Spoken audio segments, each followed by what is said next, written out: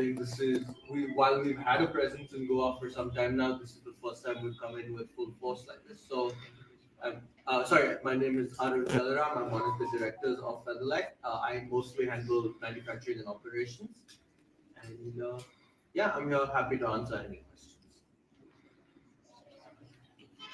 So just to give everyone a brief about Featherlite as a company, because we are new to Goa. So we are an office furniture, primarily an office furniture manufacturer organization, been in existence from 1965. So this is our 60th year of existence in India, and we are the pioneers in office furniture manufacturing, being one of the leading players in the country. So number two, if you want to rank us in the manufacturing capabilities, so we are number two, second largest office furniture manufacturer in the country, and our domain has been office furniture till the year 2020. But post that, till then we were primarily servicing the corporates. Post that, we have also diversified our range, and we are now present across the segments. We have a very wide range of education furniture, which we have developed 2 years back, and last 2 years have been exceptionally good for us, with some very good orders coming from some very prestigious universities and institutes. And we have also developed a range of our hotel and hospital furnitures for common areas like lobby areas, hospital rooms, hotel rooms. So those kind of lounge furnitures, soft seating. So those furnitures which can be used as a loose furniture, the term. So those furnitures also we have developed under our domain of Featherlite now.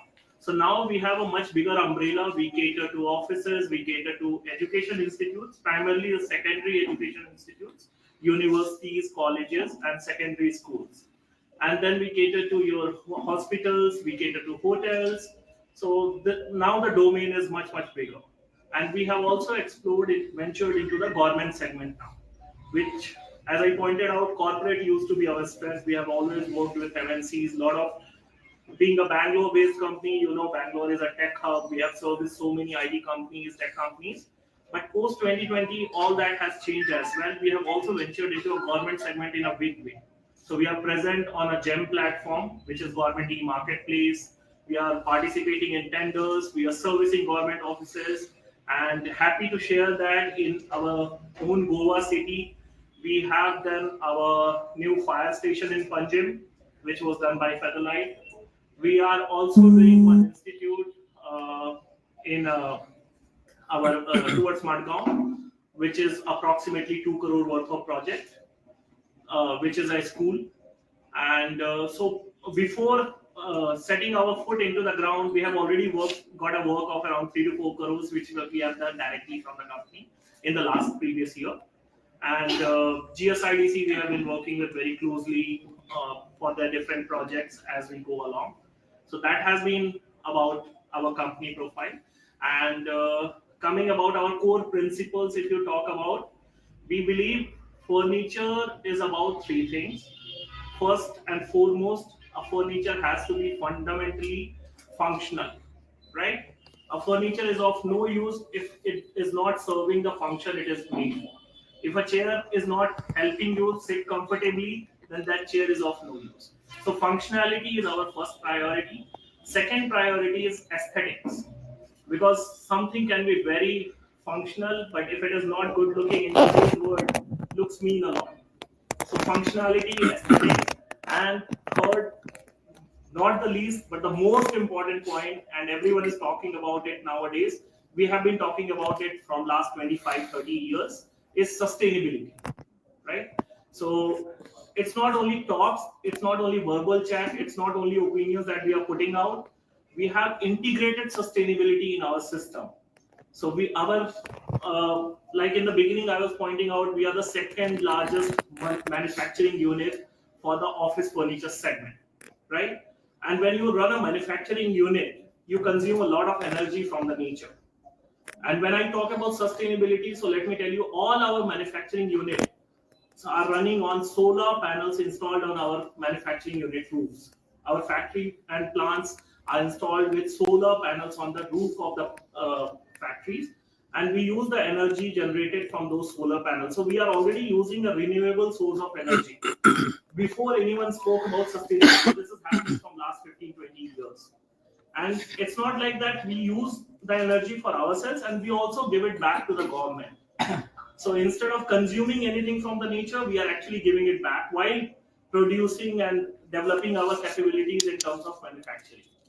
So this is something which we take a lot of pride in: sustainability, functionality, or aesthetics. Obviously, furniture segment, we are a renowned brand because of that. Durability is a part of it.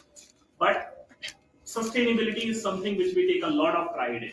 In fact, recently when everyone was taking sustainable carbon neutral goals, which is certified by SBTI, Science Based Target Initiative, and government has mandated that top 1,000 companies of the country has to take those goals, and we were not in the top 1,000 obviously, but we have gone a step ahead. We said no, we want to register ourselves for these initiatives. We want to make our emissions, carbon emissions neutral. We want to make our carbon emissions zero, and we set a timeline target for ourselves. The Indian government has set a target of becoming carbon neutral by 2070 and 50% carbon neutral by 2040. The Featherlite's target is 50% by 2030 and 100% by 2040. So our targets are way, way ahead of government targets, and we are working towards it as well. So when I talk about these SBTI approved targets, Science Based Target Initiative, SBTI. So this is basically how they measure carbon emissions is in terms of CO2 equivalent, because that is the only measure we have to measure all kinds of greenhouse gases. So CO2 equivalent is measured basically in three scopes: scope 1, scope 2, scope 3. Scope 1 is everything that you use the energy inside your premises, that all the carbon emission that you cause inside your factory premises. Scope 2 is all the energy that you use from the manufacturing inside your space. And scope 3 is all your sales expenses. When salespeople travel from one location to another, there is an emission of the flight, CFC emission from the flight. It is calculated per seat. Then vendors from where we procure the material, their emissions, all that comes under scope 3. So scope 3 is something which is hard to tackle because I also have to make my vendor carbon neutral in order to become carbon neutral. Not just our vendors, our customers also have to be carbon neutral to hit scope 3. So we're pushing, we work, what Gyanendra was saying about SBTI, there are 8,000 companies in the world that are registered for this. And you have to track it, they hold you accountable effectively. You commit to a goal based on actual data and actual numbers.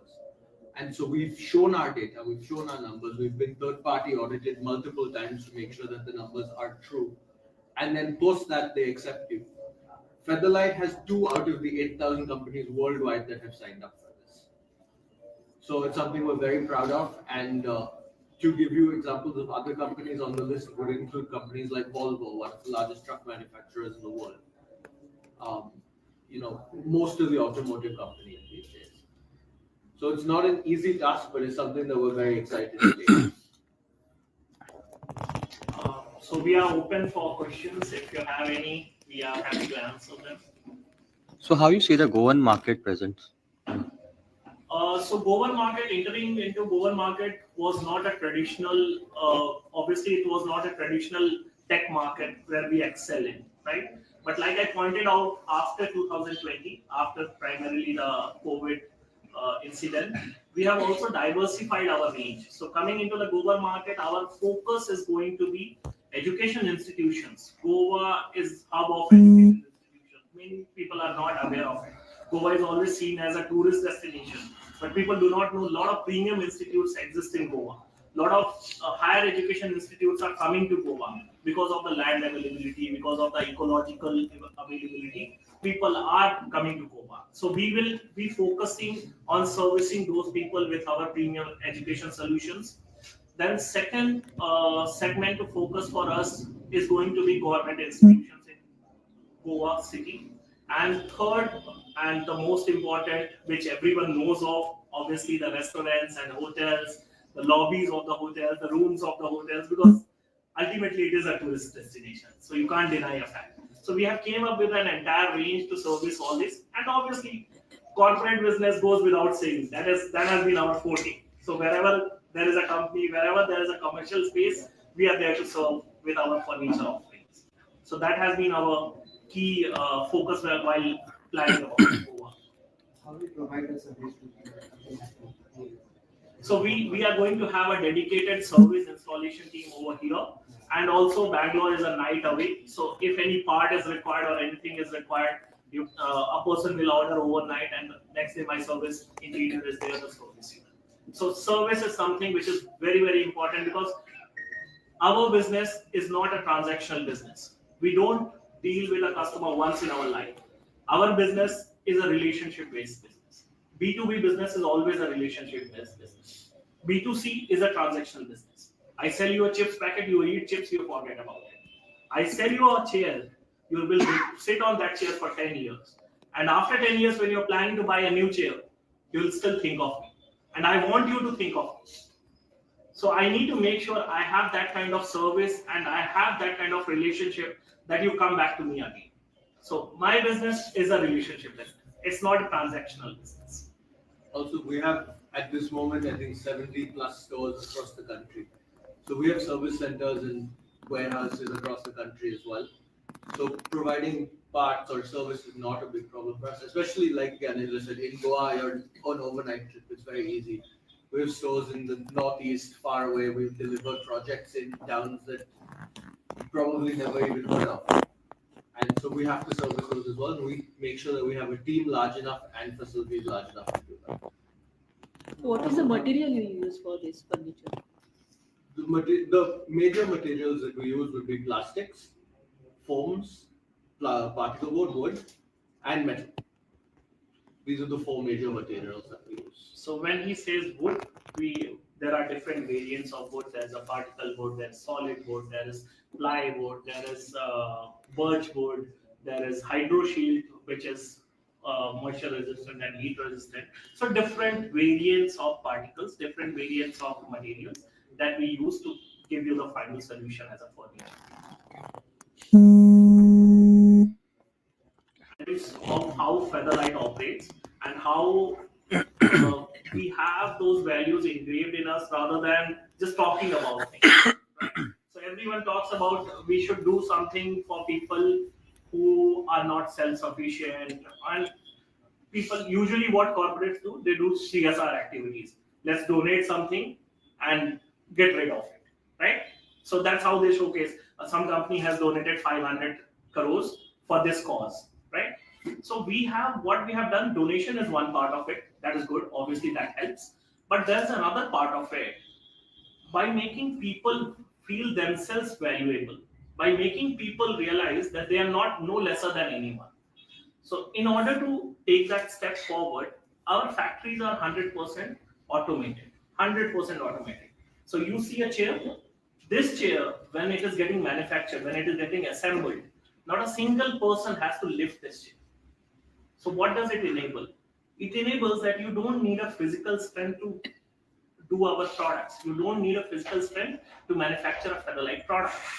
What it enables us is we are able to employ female personals who are factory manufacturing lines, which is a very unheard concept of. You would think of a carpenter, you would think of a man going around it, right? How do you price compared to the wooden and the metal? So it depends. We have a Like big I told, range. Our chairs start from around 5,000 rupees, going all the way up to 65 to 70,000 rupees. We have a wide range of furniture. Same with tables. We start from 5,000, it goes up to 50, 60,000. So we have a solution for everyone. It depends what you want, what you're after. How my dad and my family have been describing it for years, it's like a pizza. When you order a cheese pizza from Domino's, it's a basic price. But if you add a topping, if you add mushrooms, or if you add jalapenos, or if you add anything else, the cost goes up. So same with us. We have a basic table. It will start at about 4,000 to 5,000 rupees. If you add a screen, it will cost a little bit more. If you add a wire management underneath, it will cost a little bit.